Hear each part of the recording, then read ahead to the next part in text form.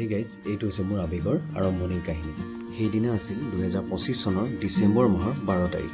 মা দেউতাৰ আশীৰ্বাদ, বহুতজনৰ সহায় আৰু বহুত চেষ্টা অন্তত মোৰ এই সপোনৰ আৱেগখন প্ৰাণ পাই উঠিছিল। এই দিনটো মোৰ কাৰণে বহুত বিশেষ, কাৰণ নিজৰ ভাল লগা কামেৰে এটা নতুন পৰিচয় গঢ়িবলৈ ওলাইছিলোঁ।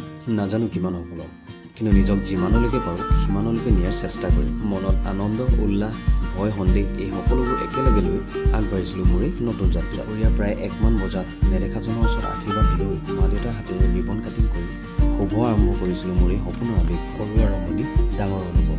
এইটোৱে হৈছে আৱেগৰ প্ৰথম পুঁজি। কলেজত পঢ়াৰ দিনৰে পৰা লেবৰেটৰী এক্সপেৰিমেণ্টতকৈ পাকঘৰৰ এক্সপেৰিমেণ্টত বেছি মনোযোগ দিছিলোঁ, আৰু তাৰে পৰিপ্ৰেক্ষিতত সৃষ্টি হ'ল মোৰ এই সপোনৰ আৱেগখন। এয়াই আছিল প্ৰথম দিনাৰ কাহিনী। গাঁৱৰ 3জন ভকতেৰে এষাৰ নাম, মাহ প্ৰসাদ, ক্ষীৰ আৰু একাপ ৰঙা চাহ। অৱশেষত মোৰ এই বিশেষ দিনটোত মোৰ কাষত থিয় দি উৎসাহ যোগোৱা প্ৰত্যেকজন ব্যক্তিলৈ